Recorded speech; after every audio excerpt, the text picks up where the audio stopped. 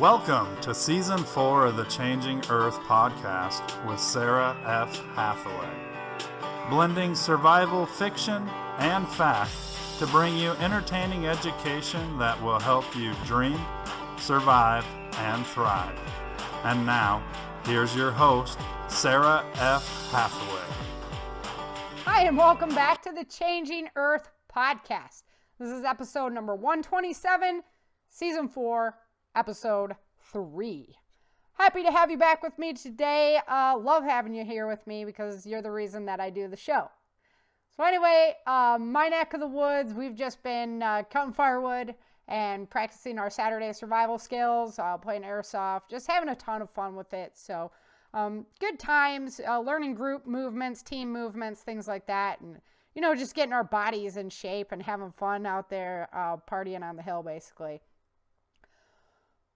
In the area of my books, I have my audiobook completed. Yay! So that always takes a long time. It's a lot of audio editing, and it's done. I'm just waiting for Amazon's approval on it. I've got to make sure that all the bit rates and, all the spacing, everything's done correctly for Amazon's rules.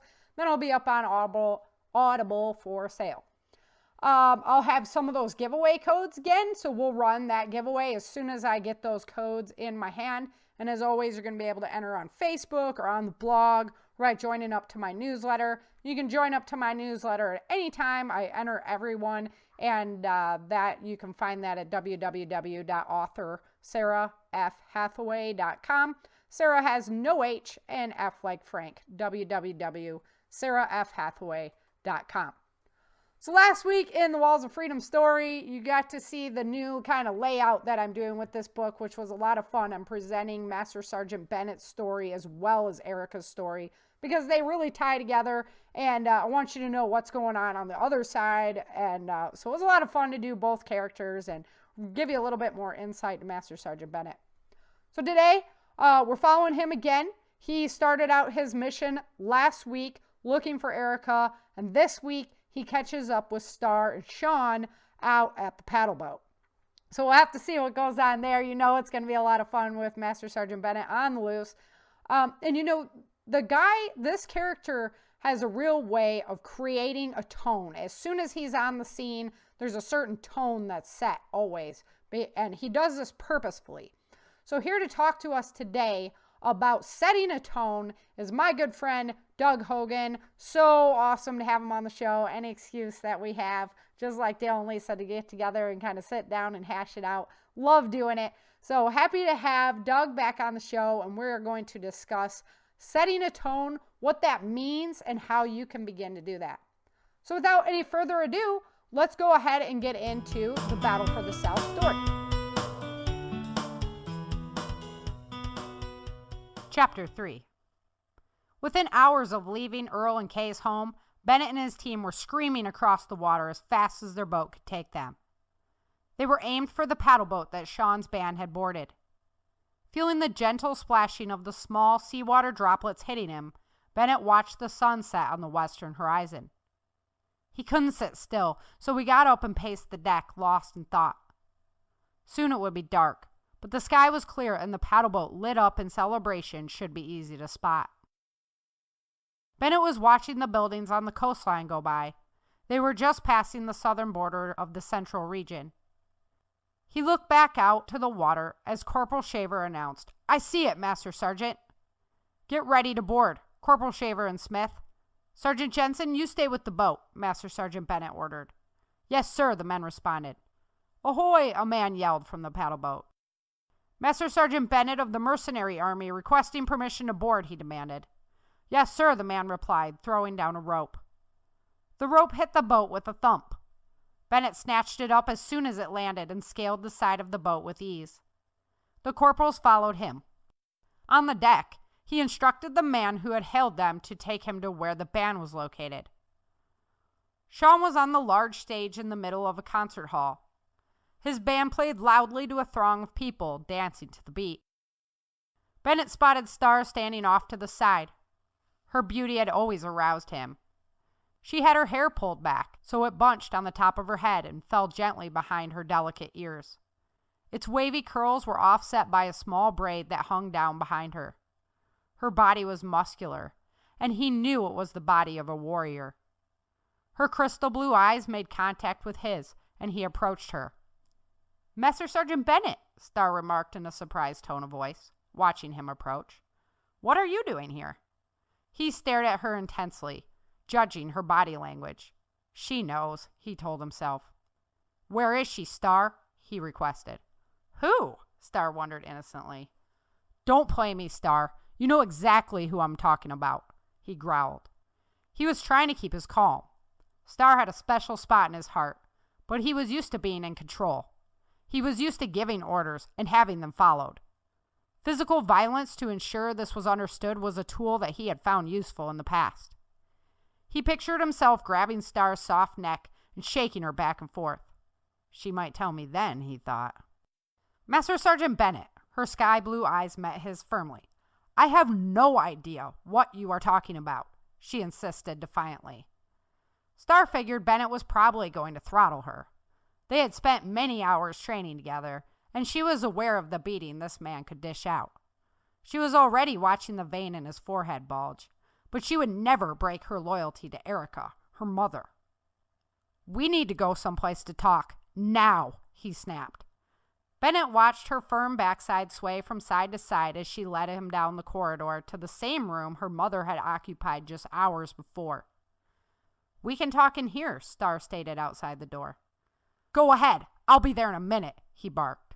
Bennett smelled Star's scent thick in the air as she passed by to enter the room. He slammed the door behind her and turned to address his corporals. "Don't lock anything down yet until I get finished with Star, but I want this boat searched from top to bottom. Tell Sergeant Jensen to circle around a few times," he concluded. "Yes, sir," the corporals replied, heading off to follow their orders. The Master Sergeant burst into the small room. His massive size seemed to fill half of it, and anger radiated out of every pore the man possessed. Star didn't respond to his energy and sat nonchalantly in her chair, picking at her fingernail. "Where the fuck is she, Star?" the Master Sergeant snapped at her. "Are you talking about my mom, sir?" she responded absently. "Star?" He bent down and stared into her gorgeous blue eyes. Their sparkle reminded him of the Montana snow and the many hours they had spent together on the hunt for small game. "What?" she answered. "Tell me where she is." "I know she and your father left the region with you," he explained. "Master Sergeant Bennett, if that was the case, I would tell you," she tried to convince him. "I have no reason to lie to you. I love you like an uncle." "Damn it, Star!" He spun on his heels, pacing across the room. "Don't pull that sentimental shit with me. I know you well enough to know when you are full of crap." He spun around again furiously and marched up to her. "Where is she, Star?" he spat, grabbing a handful of her hair and pulling her head back so she had to look up into his eyes. "I don't know." She pulled her head straight again despite the pain. She rose from her chair, sending it flying backwards, and stared him in the eyes. "You're as stubborn as your mother," he hissed. "Fine, Star. We'll do it your way." He left her in the room and found Corporal Smith searching the nearby rooms. "Go tell the captain to lock the boat down. I want everyone traveling under the Band's Cross regional passes assembled immediately." "Yes, sir," he confirmed. Before Smith could leave, Corporal Shaver approached. "Sir, I found a passenger who saw a man and a woman leave on a small boat earlier with another man. He said they left a couple of hours before we got here," the corporal explained. "Good job, Corporal," the Master Sergeant congratulated his efforts. "Give me one more minute. I'll meet you back at the boat." "Yes, sir," the men replied. Master Sergeant Bennett strode back through the door. He gently clicked the door shut and chuckled at Star, wearing a naive look on her face. He was drawn to her crossed legs, slowly tapping as she sat in the chair. "Smart, Star," Bennett commented. "What are you talking about now, Master Sergeant?" she mused. "You got her off the boat already, didn't you?" he queried. He noticed her facial expression change slightly. Her eyes opened a little wider, and she gulped, but rapidly regained her careless demeanor. "Yep, you got it all figured out." "How did you ever get so smart, Master Sergeant?" she questioned sarcastically. His fist balled up, and he started to pace a little as he grew tired of her disrespectful attitude. She's taking this charade too far, he told himself. You know, Star, our friendship will only let you get away with so much. I could pull all your cross-region passes right now and send you back home, he threatened, feeling calmer now that he had the upper hand again. She sat up more attentively. You wouldn't, she replied. I could, rather easily, he told her. Please don't, Master Sergeant, Star pleaded. Did she come with you? He asked, sitting down next to her. Her eyes hid the truth, and Bennett knew it, but Star wouldn't answer his question. Look, Star, if I don't find them, and the federal forces do, it will be prison camp for sure, if they aren't executed instead. You know I only have their best interests at heart. I just need to take them back to the northern region, the Master Sergeant said softly, gazing into her eyes and breathing in her delicious scent. Then why didn't you tell her my grandma and all her friends are in danger? Star lashed out. Then she did come with you, he prodded. Yes, Star admitted quietly. Who did they leave with, Star? He pushed her further. I won't tell you who she was with, Master Sergeant, but I will tell you where they are headed, Star responded half-heartedly. Where? He asked skeptically. He carefully watched her facial expressions, unsure if he could believe her at this point. Shreveport, in Louisiana, she replied quickly. Really, he wondered. His gut told him she was still lying. Her mother had raised her well, and she would stick to her convictions. Okay, Star, the Master Sergeant stood up. That better be true, or you'll never leave the northern region again. The door made a small click as he left her alone in the room. He had gotten what he wanted, confirmation that Erica and Vince had left the region with her. Wasting more time on details wouldn't do him any good. Now, he needed to get to a coastal southern region base so he could put the mercenary army on the coast on alert. Hopefully a trigger-happy grunt won't kill them, he mused.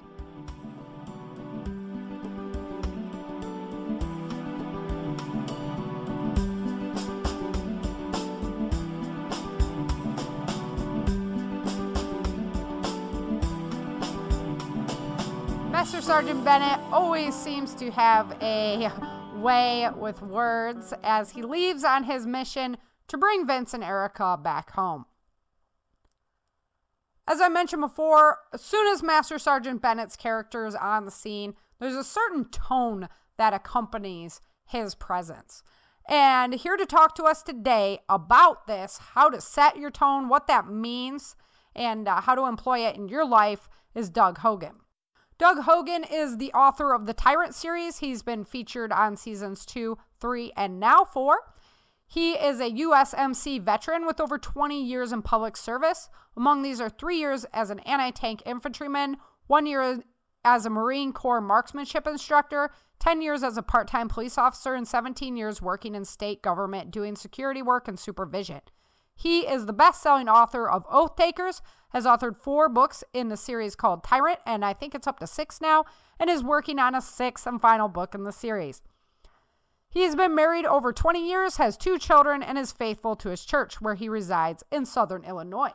If you want to get a hold of Doug, you can do so at www.l, like lion, just the letter L, www.ldouglashogan.com. That's www.ldouglashogan.com. Let's go ahead and welcome Doug to the show.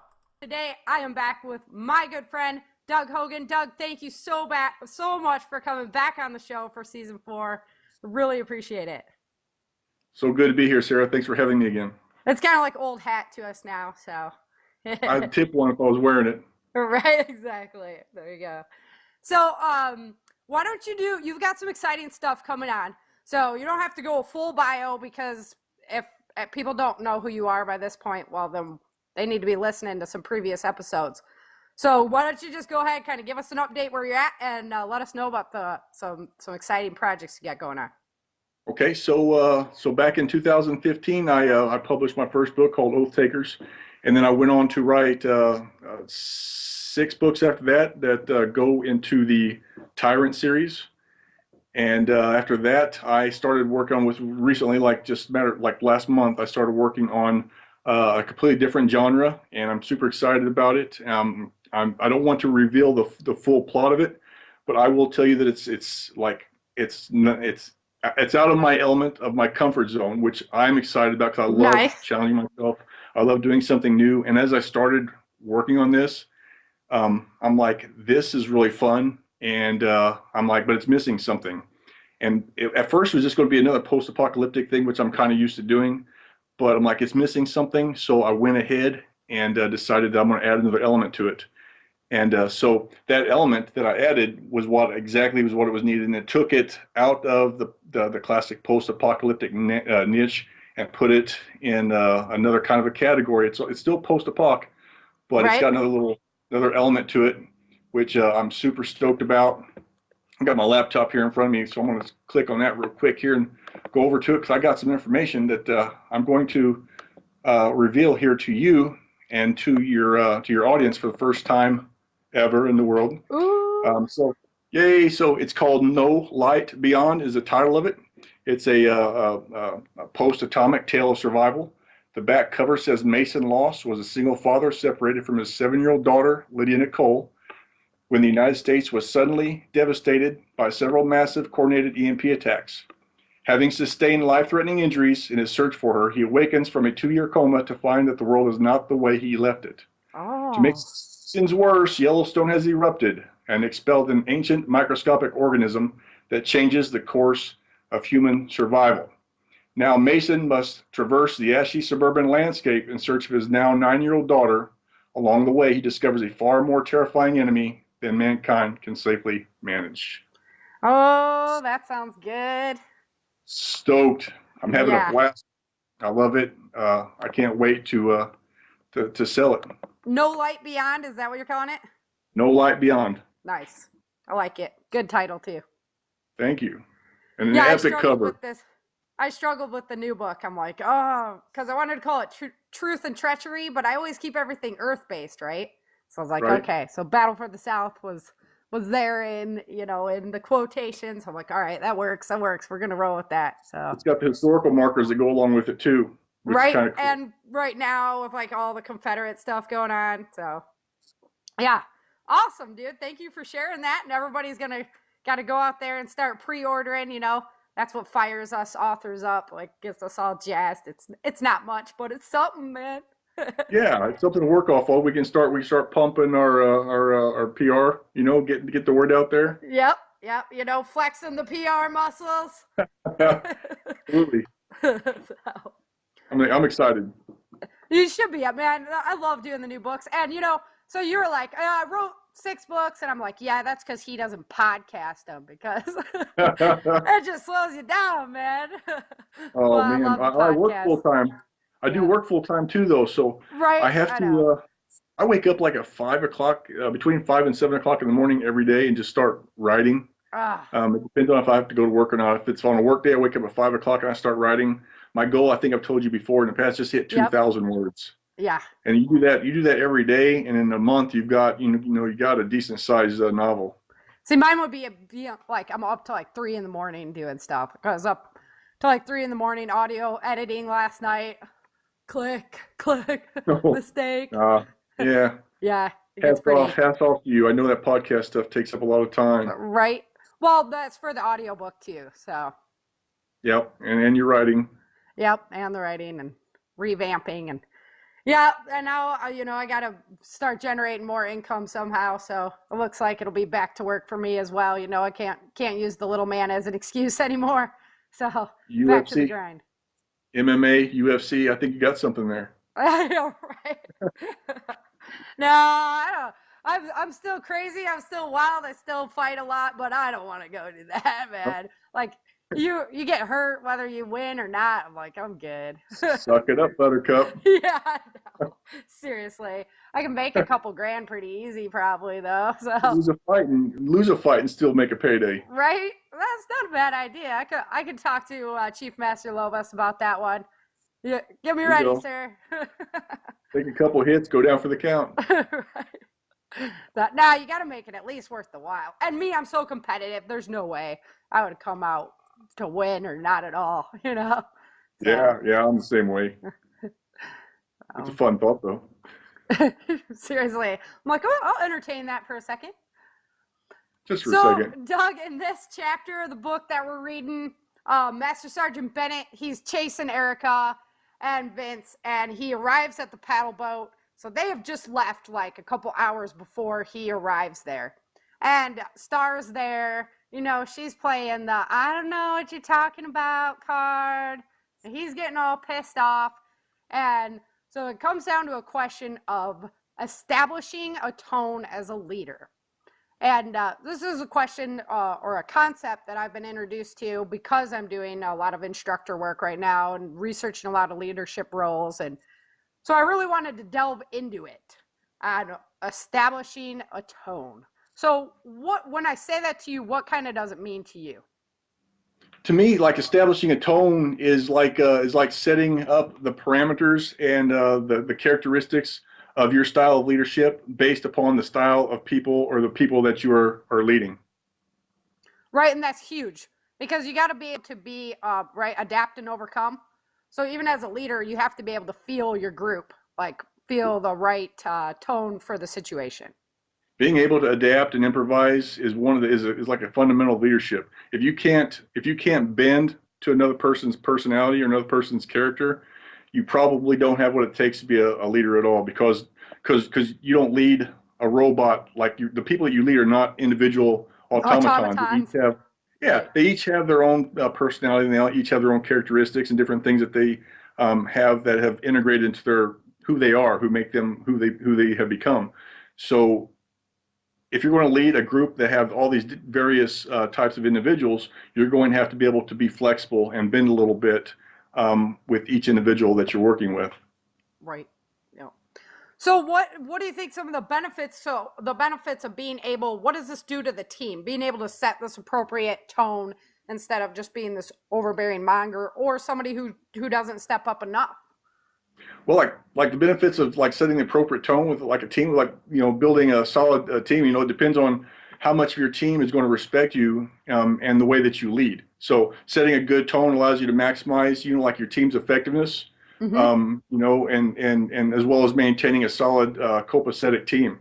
Without it, you're going to have a group of people, but I would be hesitant to call it a team. If there's no tone that's being set. So you're going to have a bunch of individuals who are just kind of, doing their own thing, and they're not really following anybody because there's no leader for them to follow. Right. Yeah, they don't have faith in that leadership. So it's like, why do we even bother? What are we doing here? Right. So he's going to have to, a lot of leaders, I used to have I don't know, it might be over in the corner, but I used to have a poster that was on my wall. Some people, have natural leadership abilities that are given to them, and some people are thrust into leadership positions, and they have to learn how to become a leader. Right. And actually, that little seed that is in a lot of people, some people just blossom in moments. Right. I didn't even know that I had any kind of leadership abilities in me until I was asked to start, actually in the Marines. I was giving, when I became marksmanship instructor, given recruits, and that's for me where my leadership responsibilities, the different things began to kick in. Oh, I was taught these things, leadership principles and fundamentals and things like that. It's they teach that to every Marine, but right.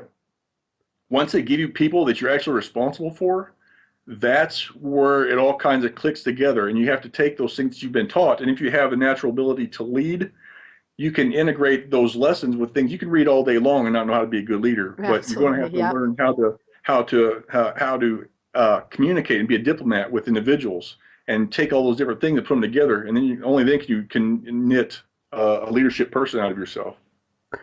So as the leader, you want to maintain this tone.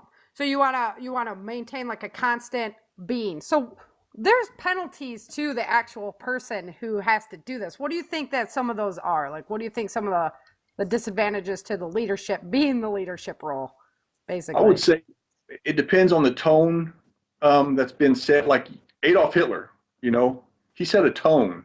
Yeah. Gandhi set a tone, but here we have two very opposite individuals and two very opposite tones that got stuff done in their own way. We can dispute leadership of at least one of these men, but we can't dispute the right. tone, because each of them had a tone. I would like to clear that up by saying, that tone and leadership are not the same thing at all. They've there may be people, doing what Hitler was telling them to do out of fear. In that regard, he wasn't a leader; he was a dictator. But he set a tone nonetheless.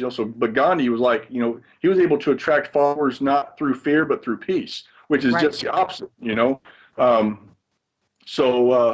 that made him a leader. Both of these men set a tone, one for fear, one for peace. So to touch upon the penalties question, I'd say a dictator can only manage his people as long as he has the capacity to control people through fear. So once you take that, that control is like a byproduct of tone, right?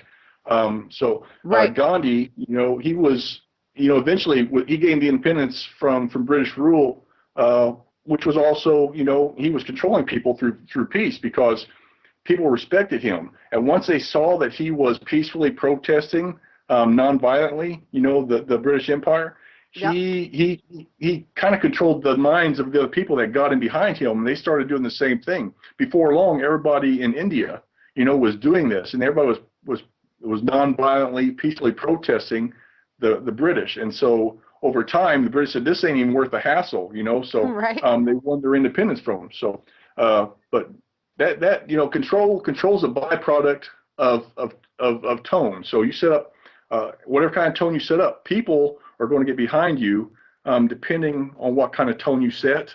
It could be for good, it could be for bad, but you have to be careful that, if you use the fear element, it's only going to last as long until people are not afraid of you anymore. Right. So, if you set up the fear element, you can't decide 5 years into it that I'm going to change my tone now and we're going to do it this way. You've already established it that way, and nobody would respect you if you did. Right. Was it 1993 Desert Storm? When Saddam Hussein, once he lost all of his because the Middle Eastern people, they follow whoever's got the biggest guns, whoever's got the most guns, whoever's got the loudest mouth, whoever invokes the most fear. Those are the ones that they follow. But once that fear element is gone, I mean, what happened to him? He was hiding in the backyard of some dude's house, and once the people got back a hold of him, they saw that he was nothing to be feared anymore because he didn't have no military behind him, no guns behind him. They hung him. His own people killed him. Yeah. So, I mean, that's what happens. You just got to be careful with what kind of way you manage your people. And usually, objectivism is probably best, not the dictatorship role. I don't know. Yeah.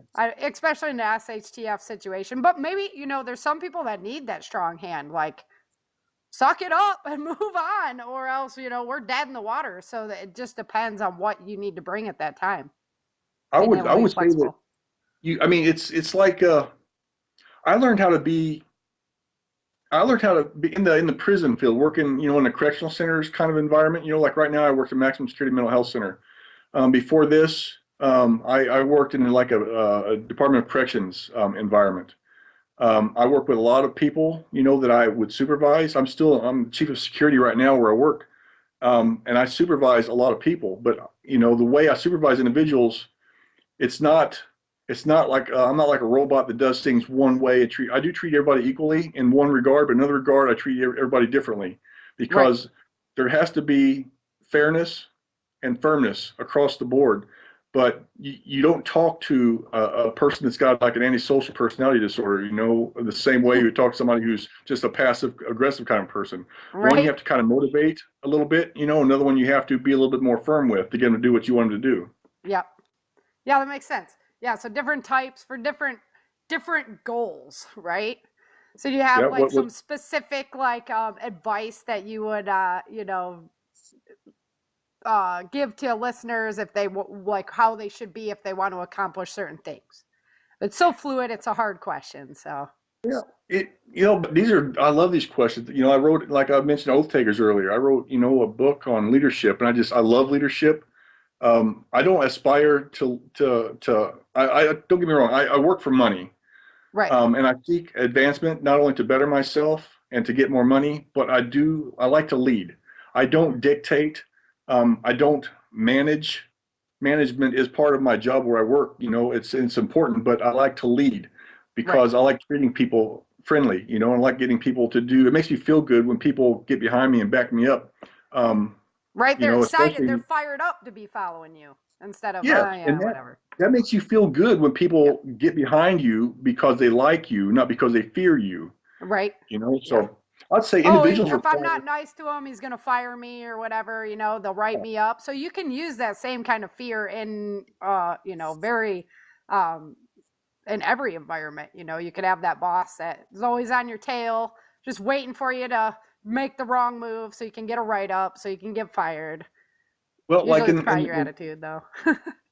in corporate environments where there's no unionization, you kind of do have to fear the boss and treat Right? him nice, and the boss can be mean to anybody he wants to, and if they don't like it, they can leave or he can fire them.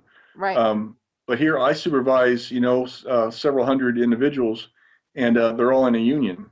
So, I can't. They have to do something really bad, to get fired. I don't go looking for reason to fire people, but Right. just to bring up the point, the context. What I'm trying to say is that they have a safety umbrella, so they can talk to me, any way they want to, without any kind of serious recourse. But I don't have to worry about that because the people that work for me, we get along and we like Right. each other, So, and it's kind of reciprocal. I treat them good, they treat me good. So, and they do what I ask, and I don't have to dictate and point people and my finger at them and say you need to do it this way and micromanage everything that they do, but kind of give them an assignment, push them along. But individuals kind of require customized tones, like I kind of touched on earlier. I can't use an authoritarian approach with a group of individuals because as a whole, it might not be well received. But in a larger group, you may have an individual that requires a strong authoritarian individual to manage him, which I mentioned a while ago, like an antisocial personality, where you might have like a narcissist kind of a person, who's got like a chip on his shoulder, But on the opposite end of the spectrum, there's going to be individuals who are very sensitive, maybe emotional individuals that require a leader with the ability to handle them with kids' gloves. In that regard, some people need to be micromanaged, and some people just need to be pointed in the right direction.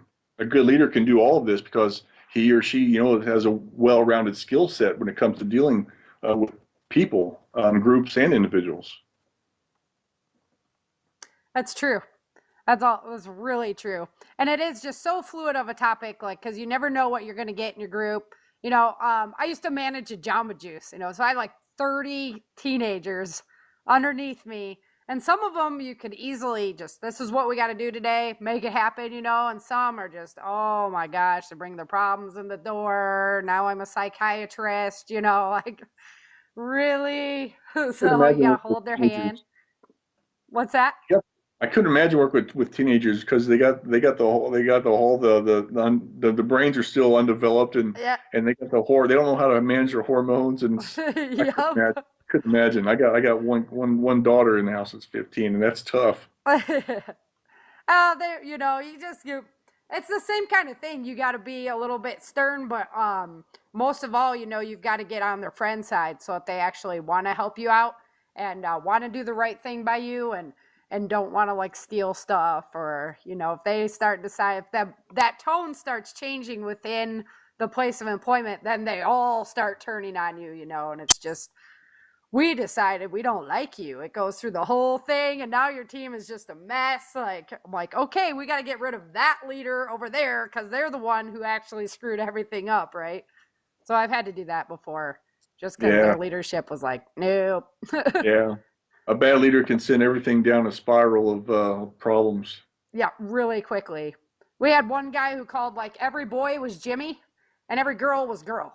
So if you were a female, you were girl. And if you were a boy, you were Jimmy. And I was That's like, not sexist at all. yeah, like, dude, first of all, I'm not a girl. So don't be girl, okay? Yeah. You can say woman, Sara, but not girl. I have a name. I have a name. Yep. I'm like, dude, I'm going to break you right now. So, yep, definitely makes a big difference. So, taking it now into like an SHTF situation, how is your leadership? So people that are really good leaders in the workplace, things like that, what kind of new, elements are they going to be dealing with? Because, if you look at a military leadership style, it has some differences there. And so it's kind of blending the two because you're dealing with civilian people, but you have to kind of be like military aware now because everybody's in danger. So what are your thoughts on that one? I'd say like the military's worked for so long because it's framed. It has a frame structure that's been developed through centuries. Of I don't know if you want to call it experiments, but Trial and it's been error, yeah. error. Right? Yeah, that's Yeah. what I was looking for centuries.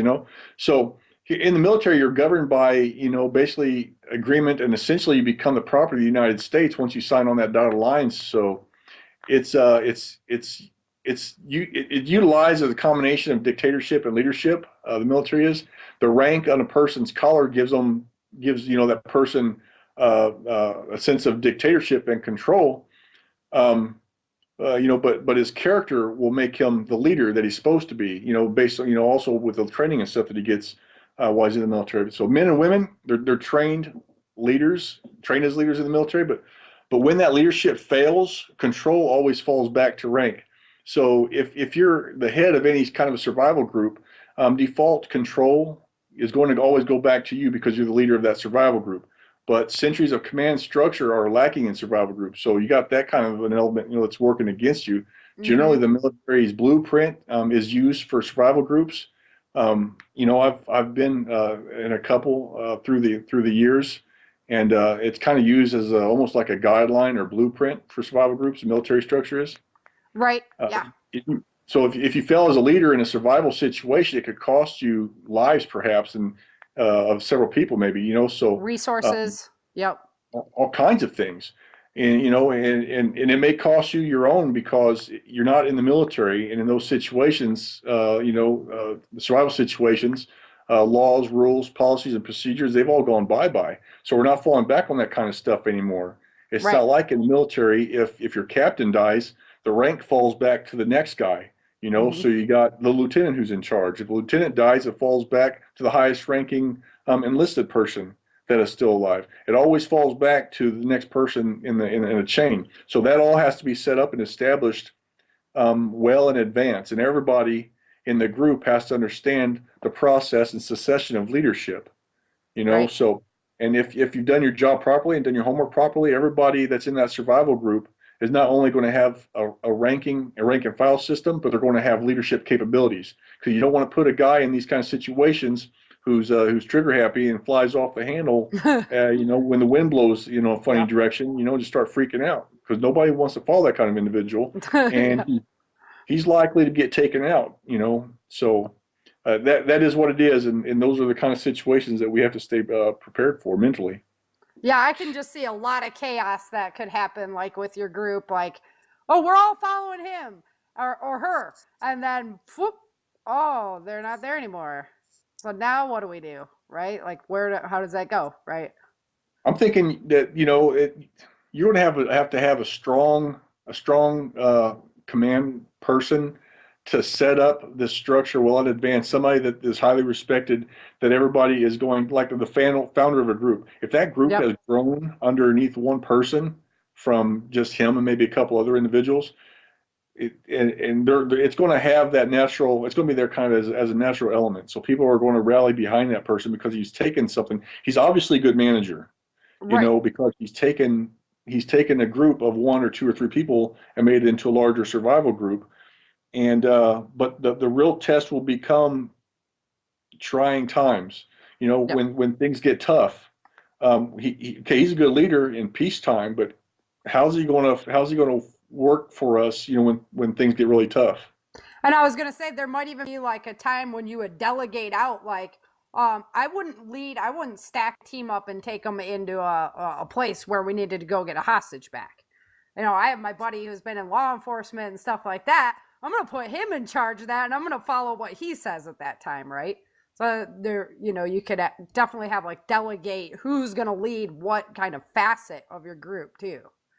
And that's a good point. That falls back on the person that's in charge, sending out the right person for the job. Delegating resources appropriately, because people Right. are resources, and so Yep. you're going to have to utilize them according to their skill set, and pick the best person for the job, because that will effectuate the best possible outcome. Yep. Know your team really well. Yes, ma'am. And don't be afraid to trust them, because that's what's going to make them trust you as well. You have to delegate once in a while Yep. because empowering people makes them feel like they're part of something important. Yep. Absolutely. So when I was researching this, I came across a concept known as command presence.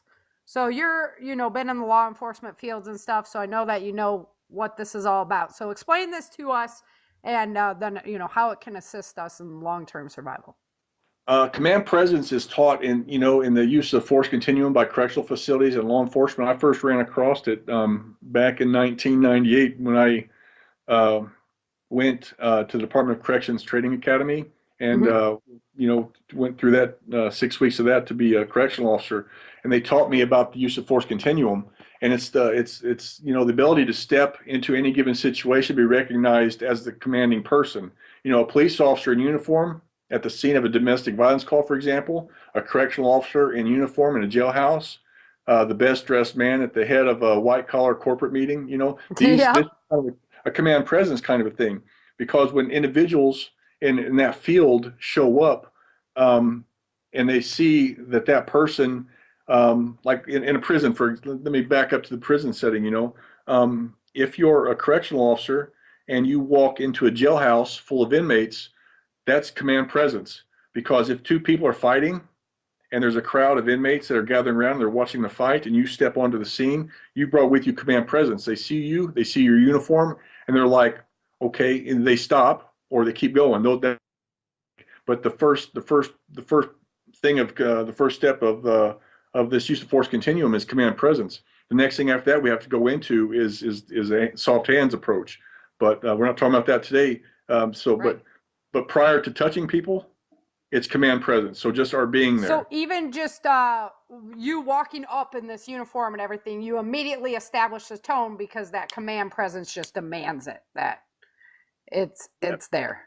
Exactly. But like in a survival situation, it's quite a bit different, because a person must either be known by the group as a person in charge, or possess the ability to speak with such oratory skills that people stop, listen, and empower him. Because let's face it, a person, let's just say a leader. Leaders are empowered. Managers are generally not empowered. They're generally, if I'm a captain and I make you a lieutenant, I've empowered you. So right. So you're the supervisor of several people.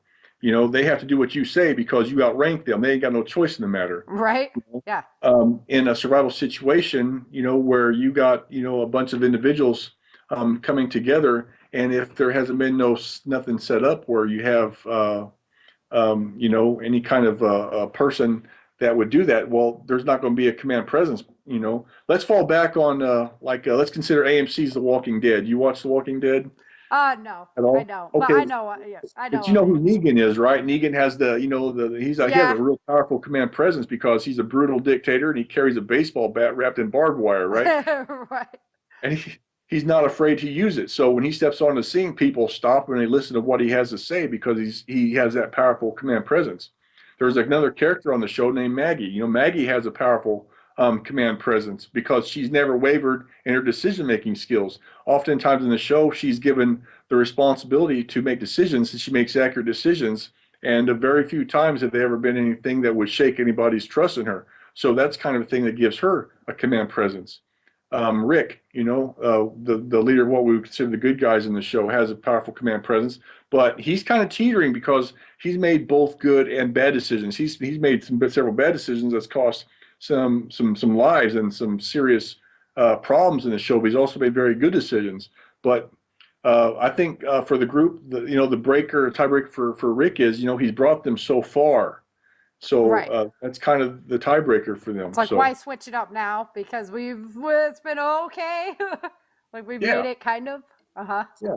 So in a survival situation, if you don't want to run around with ranks and stuff like that. Right. That's why in the military, people don't salute each other in the field, because there could be somebody afar off, the enemy, he's a sniper. And if you salute, they see that the person you're saluting is, there's the captain, there's the commanding officer. Yep. Well, let's take him out. Yeah. Yep. So I would say if people understand who the leader is, without the use of uniforms, it's probably especially in a survival situation, it's probably the best way to go. And that person, just because he's the leader of the group, has a powerful command presence. So he can walk into a situation and people know who he is, and they know that he's skilled. They know that he's leader, and he's a good orator. He's got the ability to rally people to whatever cause he's got in mind.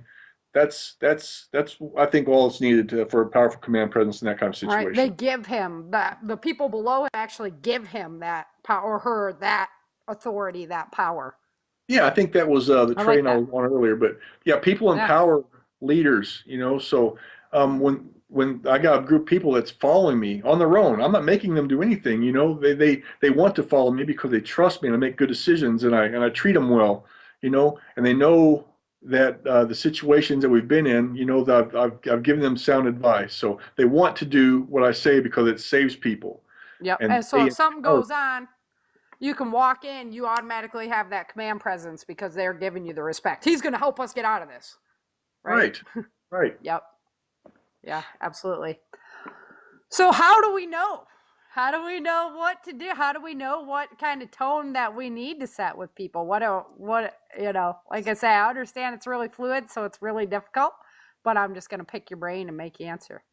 I'm good with that because, a good leader is going to know instinctually what kind of tone to set, because there's so many variables in the hodgepodge of people and situations for a leader to give any one solid answer to this question.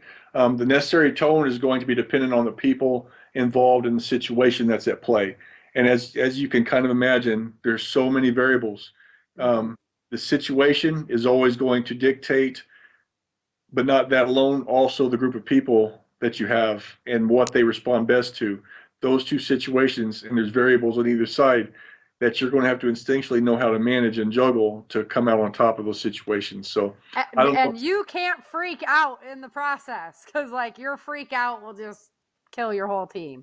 You can't exactly. You can't freak out. And you can't hesitate. That's why decisiveness is a powerful leadership trait. A lot of people don't understand the importance of decisiveness. People don't. You can worry about if it was a good decision or bad decision later. Yep. People need. They want you to make a decision. Standing around waiting for one is going to cost people lives. Yeah, and a lot of people, the temper tantrums nowadays. People something happens and it's different from the plan that they expected. So they start going off into a tantrum. Oh, I can't believe this. Well, your team doesn't want to see that. Your team doesn't want to see that you were blindsided. They want to know that you know how to pick it up and handle it. Yeah, and you know what? I've discovered, being a leader, I've been, in leadership positions in the state and being a police officer and different jobs that I've had. That I found that 9 times out of 10, if you're a good, solid leader, people will get behind you and they will defend you. You don't even have to protect yourself against those kind of people. Yeah. The people will police after themselves because if you're not a good fit, the group's going to know, and they'll police after it. So it all works out for the better. No, he's cool. What are you doing? We don't want you in the group because we actually dig our leader, so it's all good. Yeah. So it works out, I think, in the end. Mm-hmm. Makes sense. Alrighty. Well, why don't you go ahead and let us know the name of the book one more time, where to find you, and then let's wrap it up. All right. The book is going to be No Light Beyond. And I'm hoping to have it available for pre-order sometime immediately after this show airs. Yep, I'm holding you to it. I'm going to be checking in. I'm so excited for it, Sarah. I'm telling you, I haven't been this excited. I think I'm more excited for this book than I have been for any of my other books, even the first one I published. But I'm uber excited about it. Perfect. You can find me at ldouglashogan.com. And it's not EL like the Douglas Hogan. It's like ldouglashogan.com. L Douglas Hogan. Yeah. I'm not Spanish. No, literally the letter L. The letter L, douglashogan.com. You can find me on Facebook at Facebook/Honor Your Oath. You can find me on Twitter at ldouglashogan, and you can find me on Instagram at Hogan Douglas. Nice. Awesome. Well, thanks for joining me today, Doug. I really appreciate it. You're welcome. Glad to be here. Thanks so much, Doug, for joining us today. I really appreciate you spending your time with me and just getting down to the nitty gritty of what this means to set a tone and how we can begin to do that. So lots of us do it all the time. We just don't realize what we're doing. And when you start to realize what you're doing, you can start to use that in a productive manner in your life and in your leadership roles. We're pretty late into the show, and I could do another survival topic, but I really want to do a call out. I'll put this up over on the Changing Earth podcast group in Facebook. But when it comes to seriously laying out a mutual assistance group or a MAG group, what does that mean to you? There's a lot of factors to consider. So the first thing that I'm kind of thinking about is, what roles do you want people to have within your group as far as medical, communications, gardening and harvesting, cooking, cleaning. All of these things are really important. So, the first thing I was going to do was kind of, figure out a structure to how to make a survival group run efficiently as far as what are the specific tasks involved. And then I probably don't think you'll expect me to be looking over this next question, because I explore leadership a lot on my show. It's a very interesting concept to me. I love leading, but I want to make sure that everybody feels like a welcome part of the group.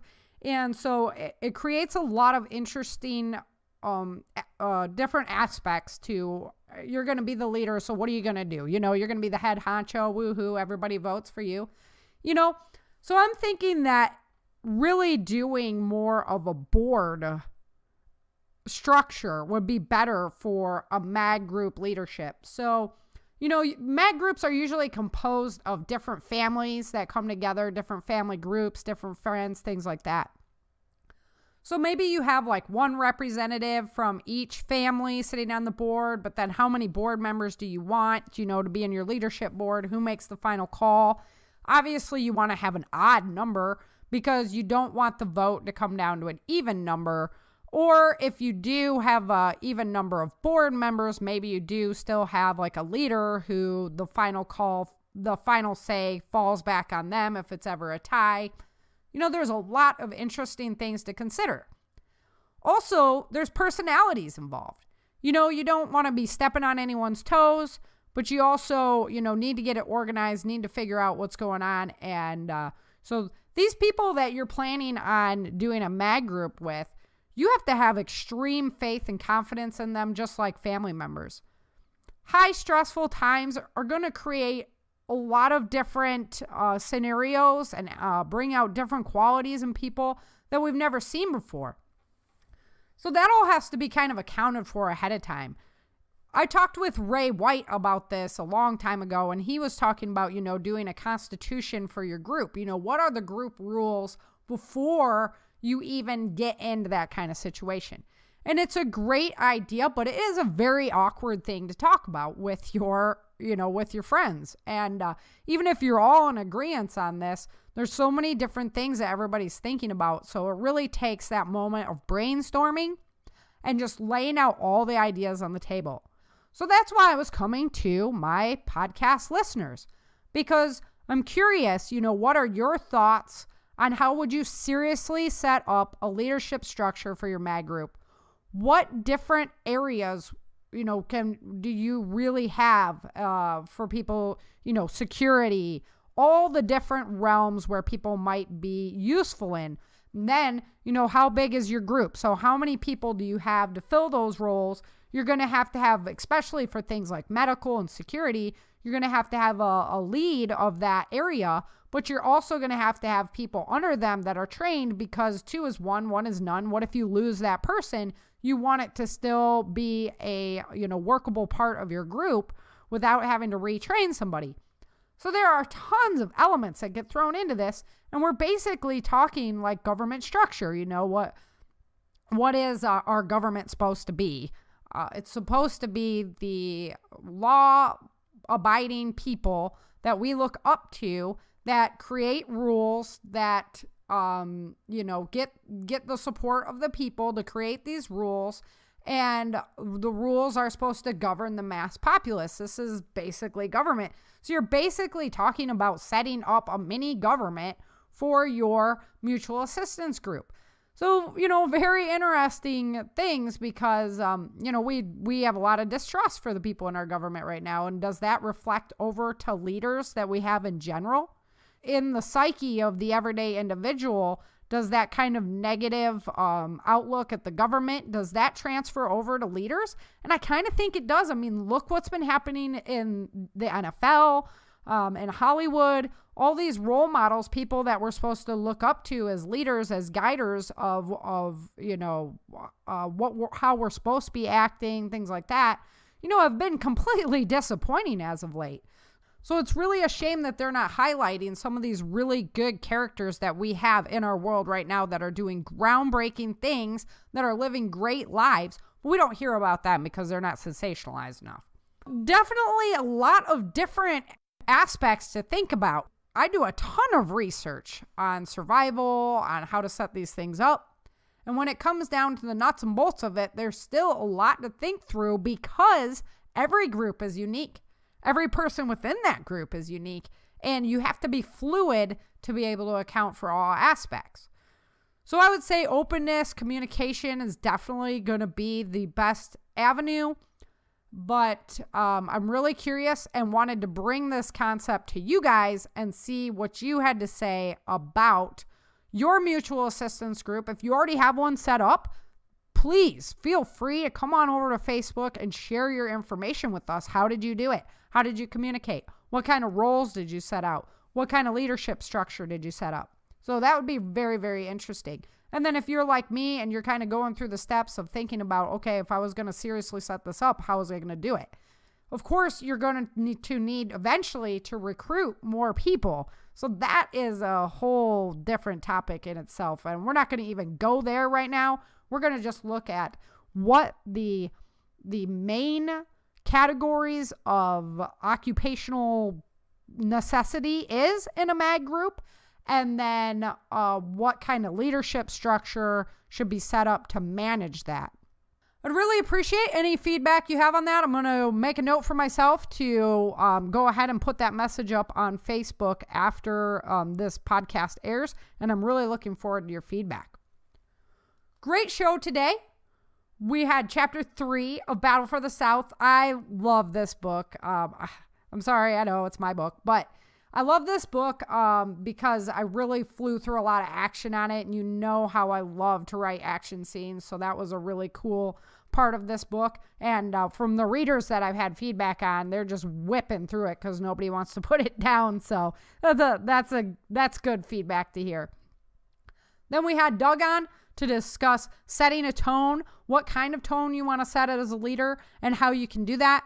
And then, I'm doing a call out for your feedback on how to set up this mutual assistance group and what categories of necessity do you think that you're going to need in this group. So any feedback there will be greatly appreciated.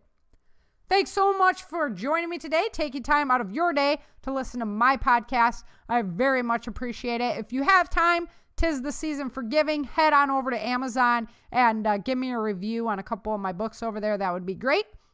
And until next time, remember, dream, survive, thrive. Thank you for joining Sara for this episode of the Changing Earth podcast.